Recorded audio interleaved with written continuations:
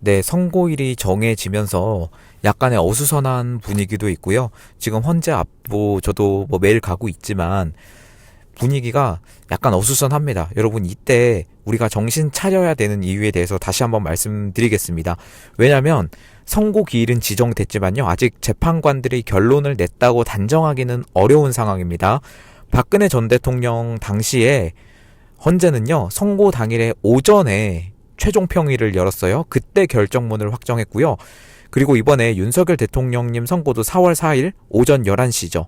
그래서 아직은 이게 확정이 되었다라고 말씀드리기는 어렵습니다. 선고 전날 오후 늦게 또는 당일 오전에 최종 판결에 나설 거라는 관측이 있습니다. 그렇기 때문에 여러분, 아직 결정이 딱 난 건 아니에요. 딱 난 건 아니에요. 그러나 정황상으로 우리가 예측을 하는 거지, 그것도 여러분 100% 예측은 전혀 없습니다. 판결 절차는요, 주심인 정형식 재판관이 먼저 의견을 제시하고 가장 최근에 임명된 재판관부터 이제 문형배, 마지막 그 행배까지 이렇게 의견을 밝히는 순으로 진행이 됩니다. 그래서 거기서 이제 결론이 도출되고, 그 결정문은 미리 준비가 되어 있는 거예요. 그래서 여러 버전의 결정문이 준비가 되어 있고, 그래서 최종 문구를 마지막으로 점검해서 재판관들의 서명을 받아서 확정을 합니다.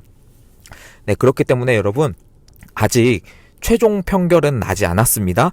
전날 날 수도 있고요. 그리고 그날 오전에 날 수도 있어요. 그만큼 이게 복잡한 과정을 거치기 때문에 여러분들, 아직까지는 우리가 방심하지 말고 끝까지 한번 가보겠습니다. 뭐 여러분들 방심 안 하셨을 거라고 믿습니다. 여러분, 지금 굉장히 좀 엄중한 시기고, 뭐 헌재 앞도 지금 난리도 아니죠. 네, 라이브로 계속 보여드리고 있습니다만 난리도 아니고 뭐 약간의 들뜨는 모습도 있는데, 조금 차분하게 우리가 계속해서 해야 될 일을 해야 됩니다. 왜냐면 아직 최종 판결이 안 났기 때문에. 네, 여러분, 그렇습니다. 여러분, 계속해서 힘 내주셨으면 좋겠고요. 오늘 좀 주요하게 말씀드릴 내용은요, 바로 여러분 4월 3일에 한국에 오는 트럼프의 인사가 있습니다.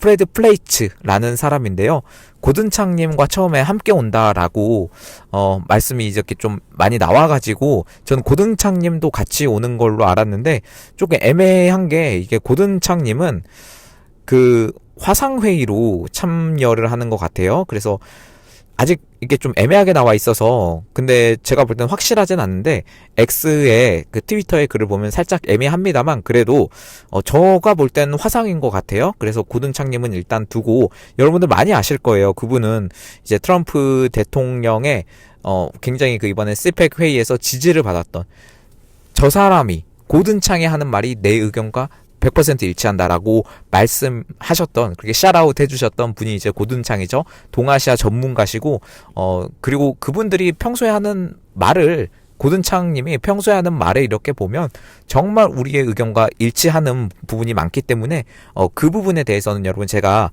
영상 길이상 좀 생략을 하겠습니다. 그리고 오늘 제가 말씀드릴 내용은 그 프레드 플라이츠라고 하는 사람이에요.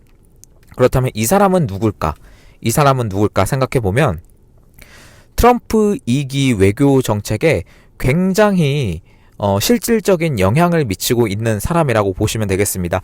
어떻게 보면 고든창보다 더 실세고요. 트럼프의 가장 최측근이라고 불리는 AFPI라고 하는 곳의 부소장입니다. 이때 이분이 그 트럼프 1기 때도 백악관 국가안보회의죠, NSC의 비서실장을 하셨고요. 지금 이 프레드 플라이츠라는 분은 여러분 AFPI라는 곳에 대해서 제가 살짝 언급을 했는데, 이게 미국 우선주의 정책 연구소라는 곳이에요. 그래서 여기 부소장이고, 트럼프 2기 외교 정책에서 굉장히 좀 중요한 주축의 역할을 하고 있습니다. 그렇다면 AFPI가 뭘까? 미국 우선주의 정책 연구소가 뭘까? 라고 하면, 트럼프의 최측근 중에서도 굉장히 좀 내부자들, 우리 윤석열 대통령님도 이제 뭐 김용형 국방부 장관이라든가 뭐 정진석 비서실장이라든가 뭐 이렇게 내부자들이라고 좀 표현하기는 좀 그렇지만, 이렇게 이게 메시지에 표현이 나와 있어서 제가 그 내용을 씁니다. 내부자들로 알려진 그 미국 보수 우파의 싱크탱크가 있어요. 거기서 AFPI가 미국 우선주의 정책 연구소, 아메리칸 퍼스트죠. 그래서 그 충성파들로, 트럼프의 충성파들로 완전 꽉 채워진 그런 단체예요. 거기서 이 사람이 인력 공급기지 역할을 이제 한 거죠. 이번 인선에서 장관급 인사 6명과 외청기관장, 대사 등 총 8명을 배출해서, 그러니까 이 그룹에서 실제로 트럼프 내각에 어떤 그 인사들을 배출하고 있는 엄청난 기관인 거죠. 그래서 이때 트럼프 일기 때도 백악관 국내정책위원회 국장과 중소기업청장으로 각각 있었던 브룩 로널디스와 린다 맥마흔, 이 두 사람이 같이 만든 싱크탱크예요. 엄청난 기관이고, 지금 이 사람이 뭐라고 말했냐면, 그 10월 24일 뉴욕타임스 이야기인데요. 이때가 대선이 있기 전이죠. 대선이 있기 전인데, 트럼프가 선거에서 승리하면 차기 행정부의 중심은 AFPI가 될 것이다 라고 이렇게 말을 했습니다. 여러분 엄청난 거죠. 지금 그래서 실제로 트럼프 2기 행정부에서 굉장히 주축인 역할을 하고 있고, 어떻게 보면 그 어벤져스 아시죠 여러분들? 아이언맨, 캡틴 아메리카, 뭐 헐크 이렇게 모여가지고 어벤져스가 돼가지고 정말 엄청난 그 정예 부대, 뭐 이런 느낌입니다 여러분. 그래서 엄청난 그 트럼프의 싱크테크라고 볼 수 있는데, 여기 첫 화면 보시면 아주 근본이 넘칩니다. 아메리카 퍼스트, always. 그러니까 항상 미국 우선주의를 먼저 하겠다. 약간 이게 트럼프의 정책과 굉장히 일치하는 부분이 있습니다. 그렇기 때문에 좀 부럽죠. 어떻게 보면 좀 부럽습니다. 지금 이 정책들이 어떤 정책을 펼칠 것인가 뭐 이런 식으로 약간 요약을 해서 나와 있는데요. 경제와 의료 시스템의 부흥을 일으킬 것이고, 전통적 미국의 가치들, 어떤 기독교적인 가치죠. 그리고 부모의 교육권, 그리고 국경 관련한 범죄에 대해서도, 그리고 힘에 의한 평화와 미국의 리더십, 그리고 에너지 정책, 선거에 대한 공정성, 미국인들의 안전, 부패 척결. 여러분 너무 부럽지 않습니까? 미국의 그 트럼프 2기 내각의 구성이 너무나 부럽습니다. 여러분 이런 것들을 하는 기관이, 이런 것들을 정책을 연구하고, 그리고 인력을 이렇게 좀 트럼프 2기 내각에 좀 보내는이라고 하면 좀 뭐하지만 이렇게 차출하는 뭐 그런 역할을 하는 게 이 기관입니다. 여기에 부소장이고요. 얼마나 최측근인지 아시겠죠? 그래서 사실상 트럼프의 말을 전달하는 사람이다라고 해도 과언이 아니에요. 그렇죠? 여러분 이 기관에 대해서 설명을 들으시면 어떤 사람인지 이해가 가시죠? 그래서 4월 3일 날 옵니다. 4월 3일 날이 내일이죠? 네, 벌써 내일이네요. 내일인데 이제 어떤 이야기가 오고 갈지는 정말 알 수가 없겠지만, 제가 개인적으로 기대하는 건 이 선거에 대한 거 역시나 좀 많이 밝혀졌으면 좋겠습니다. 그리고 싱크탱크다 보니까 우리가 알 수 없는 이야기가 정말 많아요. 우리가 알 수 없는 이야기들. 우리가 어떻게 알겠습니까? 그쵸? 그리고 4월 3일이잖아요, 여러분. 4월 3일. 4월 4일은 여러분들이 아시는 것처럼 선거일이기 때문에 그 전날 방문한다라는 게 왜 전날 방문하실까? 이런 것도 좀 굉장히 기대가 되고요. 사실 우리가 기대해도 그 내부 내막까지는 사실 좀 알기가 어렵죠. 알기가 어렵지만 조금은 우리가 예상해 볼 만하다라는 거고, 여러분 이거 보시면요. 어제 또 라이브 하다가 많은 분들이 이제 채팅으로 알려주셔가지고 저도 알게 된 그런 소식인데, 미국의 존 밀스 대령이라고 사이버 보안이나 뭐 정보전에 굉장히 전문가시고요. 엄청난 분입니다. 미 육군 대령이자 국방부 사이버 보안 정책 책임자였고, 국제 관계 및 전략 책임자를 이제 지낸 존 밀스 대령이라는 분이 있습니다. 이분이 한번 쓴 글을 보시면 이제 true 이렇게 올렸는데 뭐 사실이다라는 거죠. 이제 freedom is not free라는 그 계정을 가지신 분이 올린 글을 이제 리트윗한 거예요. 그게 뭐냐면 박정희 대통령이 옛날에 그 미친 개는 몽둥이가 답입니다. 이런 거를 이제 명언이죠. 박정희 대통령의 명언인데 이거를 리트윗을 해가지고, 이게 쉽게 말하면 이렇게 스크랩 해가지고 이제 true, 진짜다 이렇게 표현을 해주신 글입니다. 네, 이런 글도 있었는데 뭐 이건 이거고, 여러분 이거는 그냥 그렇게 보더라도 어제 정말 좀 중요한 내용이 있습니다. 저도 사실 이거를 되게 말씀드리기가 좀 조심스럽긴 합니다만 한번 말씀을 드리겠습니다. 많은 분들이 좀 이제 궁금해 하시기도 해서 이 치프 우마오 이 사람한테 뭐 하는 말일 수도 있는데 he didn't get the memo. 이게 무슨 말이냐면요. 저도 처음에 이게 미국식 표현이라 잘 이해를 못했는데 he didn't get the memo가 이제 메모를 그는 받지 못했습니다. 뭐 그런 건데 직역이 아니라 좀 의역을 할 필요가 있죠. 이게 상황의 흐름이나 분위기를 파악하지 못하고 좀 엉뚱한 행동을 하는 사람을 가리킬 때 그런 쓰는 표현입니다. 뭐 눈치가 없거나 시대 흐름을 모르는 경우 또는 새로운 규칙이나 변화된 상황을 모르는 경우. 그러니까 he가 누구를 말하는 걸까요? 여러분 그래서 이런 글이 있었고 아무튼 그건 중요한 게 아니고 여러분 뒤에 보시면 CIA was funding Korean National Election Commission 이게 CIA가 코리안 내셔널 일렉션 커미션이 이게 한국 선관위를 말하는 거예요. 그래서 여기다가 자금을 펀딩이라는 게 이제 자금을 대는 거죠. 대고 있었고 그리고 AWEB 여러분 아시는 것처럼 AWEB도 그렇고 그리고 to help Lee. 리가 여기서 누구냐면요. 이재명이죠. 충격적입니다. 그리고 코리안 데모크래트 파티 여기가 한국의 민주당 에 자금을 대는 것으로 이런 식으로 말씀을 이제 트윗에 올려주신 건데 굉장히 충격적인 트윗이 올라왔고요. 우리가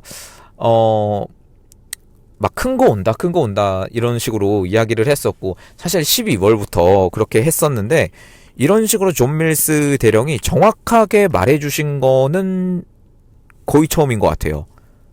거의 처음인 것 같고 사실 이 트윗을 올린 그 배경을 좀 보면 이게 뜬금없이 올린 게 아니고요. 처음에 뭐라고 그 이야기가 있었냐면 그 한국인이 그 요즘에 그 GPT로 이제 지브리화로 여러분 바꾸는 거 아십니까? 지브리 느낌으로 이렇게 그림체를 바꾸는 그런 게 유행인데 그러니까 콜로넬이 존 밀스예요. 이 사람이 본인이 나온 그 신문 사진을 이제 지브리화로 바꿔준 거예요. 이제 한국 사람이. 그래서 그걸 이제 감사하다 이렇게 말했는데 거기서 어떤 사람이 이 새 공격적인 개들이라고 표현을 했어요.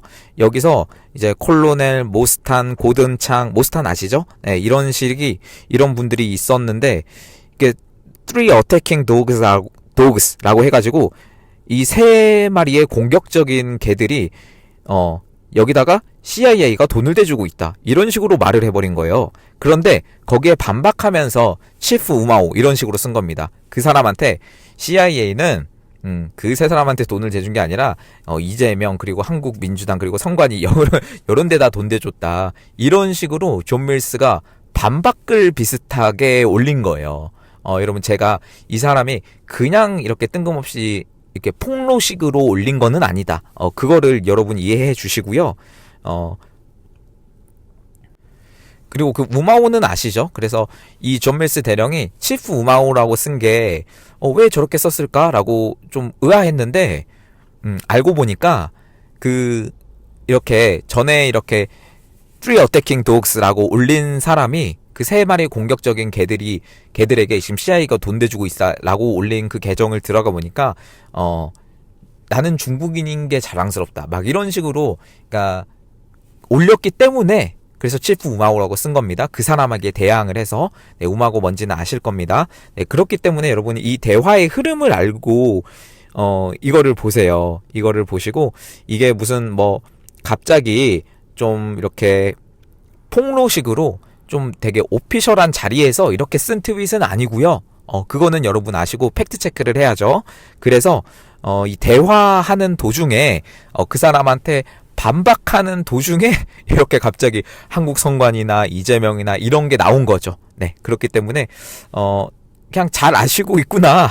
그리고 우리도 조금 더 이거에 대해서 더 알고 싶은데 4월 3일 날 또 플라이츠라는 분이 오고 앞으로 여러분 저는 기각 나올 거라고 생각을 합니다만 말씀드린 것처럼 아직 최종 평결은 있지 않았기 때문에 좀 주의하면서 방심하지 않으면서 이렇게 지켜보려고 합니다. 여러분도 많이 도와주시고요. 지금 여러분들 아무튼 간에 우리 윤석열 대통령님 돌아오면 할 일이 너무나도 많습니다. 저는 첫 번째로 민주당 위헌정당 해산 청구해야 된다고 봅니다. 이거는 좀 헷갈리시는 분들이 많은데요. 이거를 청구하는 건요, 국회에서 하는 게 아니에요. 그동안 우리가 탄핵을 30번 거의 당하면서 너무나 이 탄핵에 익숙해져서 이번에도 국회에서 하는 거 아닌가라고 생각하시는 분들이 많은데 여러분, 이 위헌정당 해산 청구는 정부에서 하는 겁니다. 국무회의를 통해서 이루어지고요. 실무는 이제 법무부 장관이 이제 하는 거고요. 이게 헌법재판소로 넘어가게 되면 6명의 동의를 받아야만 위헌정당이 그러니까 해산이 되는 겁니다. 근데 이게 역사적으로 한국에서 딱 한 번 있었어요. 통합진보당 때. 박근혜 대통령인 정부 때 있었는데, 그때 인용이 되어서 결국에는 이제 해산이 된 거죠. 의원직 5명이 이제 의원을 잃었는데, 그 후계가 이제 또 진보당이니까 여러분 알고 계셔야 됩니다. 이런 계보 같은 경우는, 여러분 그렇습니다. 그래서 이 위헌정당 해산 청구가 지금 여러분, 민주당 초선 의원들이 나와가지고 국무위원들을 줄탄핵하겠다. 보통 국무위원이 문제가 있어야 탄핵을 하겠다. 이건 여러분 지금까지에 있었던 어떤 상식적인 말 아닙니까? 그런데 지금 그게 아니라 지금 마은혁을 위해서 마은혁 임명 안 하면 한 명씩 다 탄핵하겠다.